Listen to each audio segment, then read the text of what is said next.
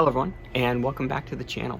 So I wanted to have a little talk today because I'm kind of nursing a knee injury, and I got asked this question a lot, but I get asked it more now that I'm hurt, of why I do jiu-jitsu at all, let alone, 5 days a week, 3 hours a day, why I do it. Your headphone barely stays in your ear, you hurt your knee, whatever it is.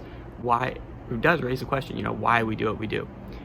So I wanted to make a video if you all were getting questioned by your, family, your significant other, your coworkers, whoever, that you could send a video to them to explain why you do what you do.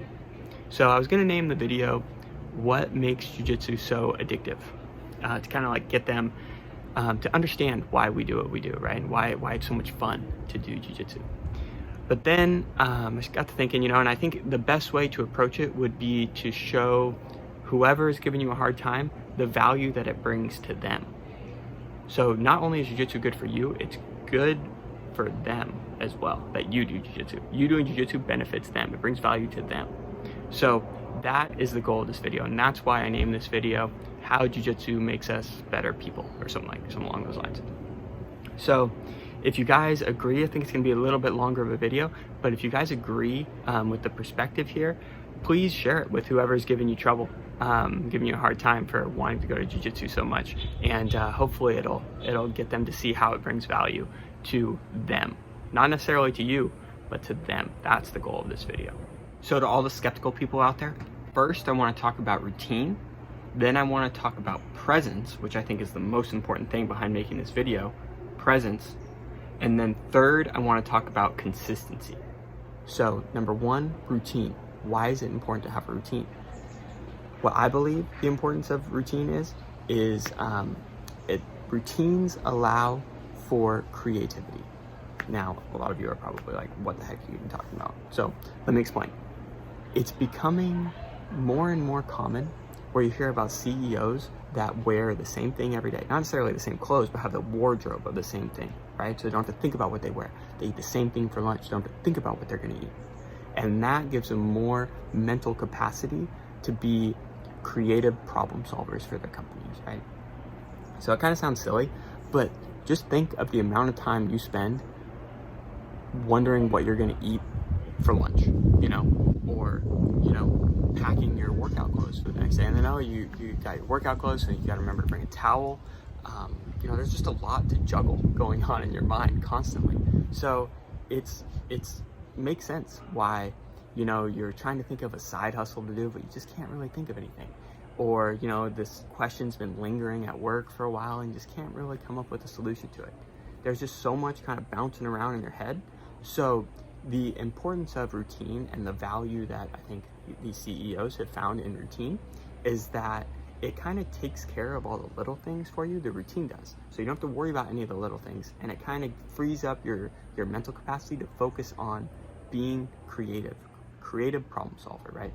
That's what a routine, that's the value of a routine. So I know the CEO example is a bit extreme, but hopefully it shows you the value of a routine. So let's say your routine is you like to go on walks from 6 to 7 o'clock in the evenings. Cool. You have it dialed too. You get home, there's a drawer, you got your shirts, you got your shorts, just take the top one, boom, boom, grab your headphones, you're out the door, 6 o'clock sharp. Everyone knows that's your walk time. Cool.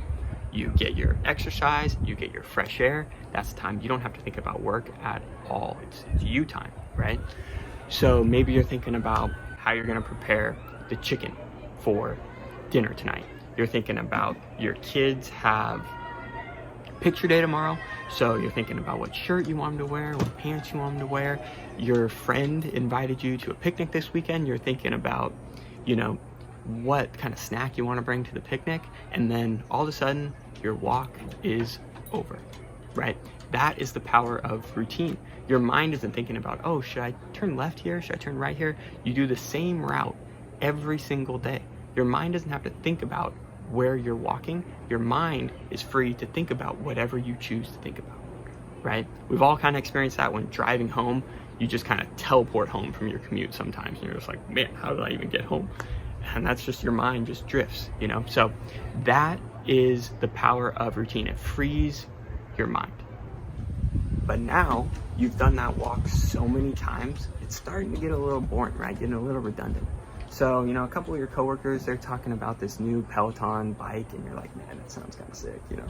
So you go out, you get a Peloton bike, you download the app, you're super stoked, and your routine just has life again. You know, you change your routine, it gets you super excited about it, you know? But maybe after 6 months, you kind of get a little bored of the bike, you know? So you go out and you buy an elliptical. You're like, yeah, it's a new thing that's gonna spice up my routine. And you kind of develop this home gym, like you're getting more and more equipment. You're changing your routine more and more to just kind of keep you engaged, keep that routine exciting, right? So now the question becomes, what the heck are we even talking about, right? Isn't this a jiu-jitsu video? Where's the jiu-jitsu? So the jiu-jitsu is the walk. Jiu-jitsu is doing that same walk every day. Now, why would anyone want to do that? Isn't it more exciting to get the Peloton, get the elliptical?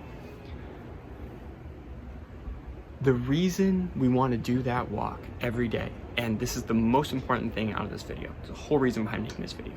So the reason we want to do that same walk every day is because of presence. Now, in order to explain this, I'm going to borrow an example and a quote from Jay Shetty's book, Think Like a Monk. He says, before you reach enlightenment, you're chopping wood, you're carrying water. After you reach enlightenment, you're chopping wood and you're carrying water. So just think about that. Both before and enlightenment, you're doing the same thing. You're chopping wood and you're carrying water. In our scenario, that's walking. You're doing the same thing over and over again. Getting the Peloton, getting the elliptical, that's not getting you anywhere closer to enlightenment. So the question becomes, how do we reach enlightenment? By doing the same walk every single day. And the answer to that question is presence. So now let's go on that walk again. But this time, instead of focusing on our dinner plans, on what we're gonna bring to the picnic, we're 100% in the moment. We're focused on that walk. Now, how do we do that? So every time you go on that walk, you've done it hundreds of times, right? But every time you go on that walk, try to pick out a new flower that you've never seen before, right? It's gonna force you, to pay attention while you're on your route, and you do the same route every day. So your routine is dialed. You have your route picked out. Your mind isn't thinking about which way to go. It knows exactly which way to go, which frees it up to spot those new flowers. And you're gonna find new flowers. For sure you'll find new flowers. And when you run out of flowers, find a new stone that you've never seen before. When you run out of stones, find a new leaf, the shape of a leaf that you've never seen before, right? And pretty soon, you're gonna start knowing that routine in and out. You know that path at the back of your hand, right? Like you know everything about it. And you're gonna get super excited about it. You're gonna wanna share it with other people. Now you get home from your walk, right? And for the sake of this example, let's just say that a wife is getting home from her walk and her husband is home, right? You get home after your 100% focused walk and you tell them about this blue flower that you found. It had little yellow things sticking up out the middle. It had 3 leaves coming off the stems. The leaves have little ridges, but they were a little smaller leaves than some of the other flowers that you had seen. You just start telling them all about this flower. And because you were 100% present on that walk, it's gonna bleed over into other aspects of your life. So now when your husband starts telling you about his day, you're gonna be very present in that conversation, right? You're gonna hear him, you're gonna understand him. Now compare that to our first walk, right? You get home and your husband asks you, hey, how was your walk? You're like, fine, let's, I wanna get the chicken prepared so we could give it time to slow cook, right? And you're thinking, maybe I should make a little extra chicken because we have a picnic coming up this weekend, right? So maybe I should make a little extra chicken for the picnic. And meanwhile, your husband's telling you about his day and you're kind of hearing him talk, you're like, but you're not really like engaged in the conversation, right? So it's a tool, right? So whatever you practice on your walk, it's gonna bleed over. When you're walking and you're thinking about a million other things, you're gonna be thinking about a million other things when people are talking to you, right? As opposed to going on a walk and being 100% focused on that walk. If you're 100% focused on the walk, you're training your brain to be 100% focused when your husband's talking to you, when your parents are talking to you, when your employer wants you to do something, you're 100% focused. So bringing this back to jiu-jitsu, right? Jiu-jitsu forces you to be present. It forces you to look for those flowers on that walk. If you're not, you're gonna get choked. If you're thinking about the bills you're gonna pay when you get home, you're gonna get caught in an armbar or whatever it is, you know? And I always used to hear, I mean, I still do, like say it's a wife talking about her husband and she says, you know, when my husband gets back from jiu-jitsu, he's just a new person. Or they'll say things like, you know, if he's being angry or annoying, I just say, you know, get out of here, go to jiu-jitsu. And the reason why they're more enjoyable to be around when they get back is because they were just practicing for 3 hours, being 100% in the moment. And the more you practice that, the more it bleeds over into other aspects of your life. So when they get home, they are 100% there. They're focused on you. And you feel very, you know, understood and valuable, right? And that is why jiu-jitsu brings value to not only people doing it, but to the other people, is because it creates more present people that are more enjoyable to be around. Now, the part about being, you know, angry or annoying and having to send them to jiu-jitsu to fix them, that has to do with consistency, right? Being present is a muscle that you have to work, right? It's like if you missed your walk for 2 days, you probably feel a little sluggish, right? You're in a little bit of a haze, your mind's a little foggy, you need to go on a walk to get the blood flowing again, right? It's the same thing with presence. It's something that you have to consistently do, consistently keep sharp for it to be effective. So I know this is one of the longer videos, but if you made it to the end, I really hope you see how jiu-jitsu provides value to you. Whether you're the person doing it or you're the person supporting someone doing it, it provides value to you because it makes more present people that are enjoyable to be around. And that presence comes from routine and it comes from consistency.